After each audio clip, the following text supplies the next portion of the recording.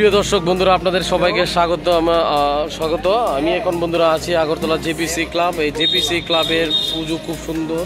এই প্যান্ডেল সাজিয়ে তুলেছে ফুল দিয়ে, পুরোটা প্যান্ডেল ফুল দিয়ে সাজানো হয়েছে। খুব সুন্দর ফুলের কারুকার্য আমি দেখাচ্ছি। আর এই কারুকার্যটা হচ্ছে আগরতলা জেপিসি ক্লাব। জেপিসি ক্লাবের প্রতিমা দেখুন, খুব সুন্দর, এবং মণ্ডপটা খুব সুন্দর সাজিয়ে তুলেছে ফুল দিয়ে। আপনারা দেখুন, সঙ্গে থাকুন।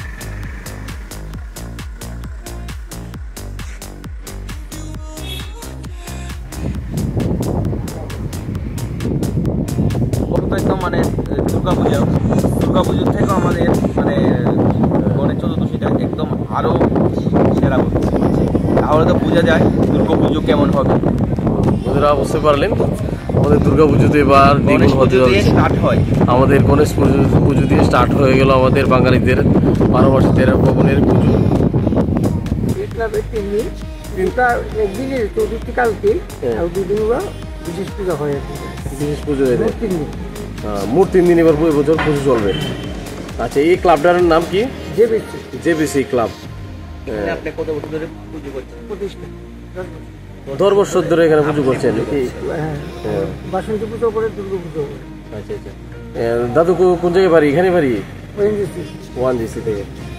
বন্ধুরা শুনতে পারলেন, দাদু 1 জিসি থেকে, এবং 10 বছর ধরে এখানে পুজো করে আসছে এই জেপিসি ক্লাবের পুজো। আর এই পুজো তো আপনারা দেখতে পাচ্ছেন যে খুব সুন্দর করে সাজিয়ে তোলা হয়েছে। মণ্ডপের কারুকার্য খুব সুন্দর, এবং প্রতিমা দেখতে পাচ্ছেন, মানে দুর্দান্ত প্রতিমা বানিয়েছে। এটা তো কি করবে? এটা এই মালাটা পরানো হবে গণেশকে। পরাতে হয় প্রতিটা মুঠির মধ্যে 21টা করে আছে, 28টা লাগবে। 28টা দুবার মুঠো দিয়ে বানানো হবে। 28টা বানানো হচ্ছে। এই বন্ধুরা বুঝতে পারলেন, এভাবে দুবু দিয়ে দুবা যে দেখতে মালা, পুরোটা নিয়ম বিধি মেনে কারুকার্য কিভাবে করছেন এবছরের পুজোটা। দেখুন, আমরা বিগত 10 বছর ধরে গণেশ পুজো করে আসছি।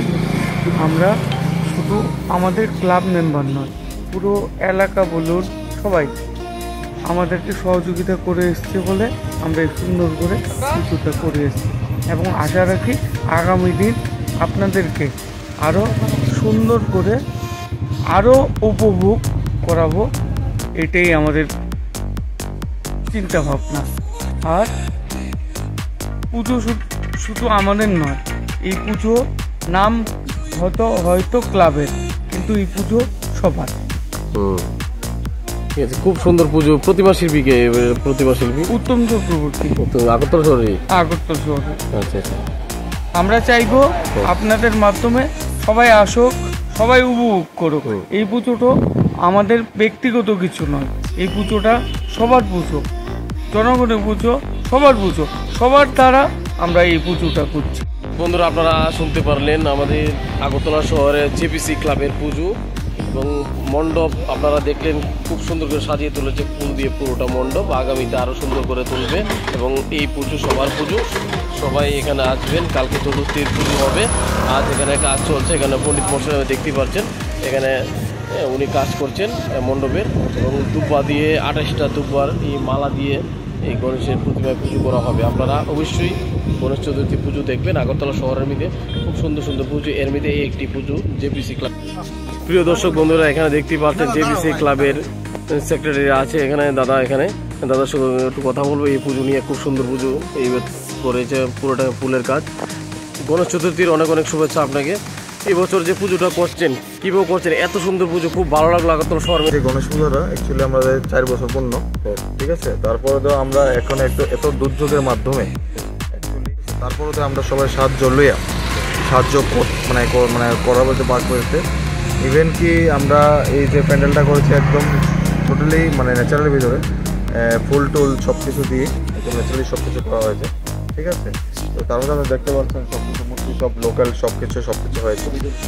আর তার সাথে আমরা মানে যেটা দরকার, যেটা মানে সমাজের জন্য যেটা দরকার, সেটা আমরা করছি। মানে সবার জন্য যাতে মানে বন্যায় কবলিত যারা আছে তার জন্য সাহায্য যেটুকু দরকার, এদেরকে আমরা সবসময় কন্ট্রিবিউট করে যাচ্ছি।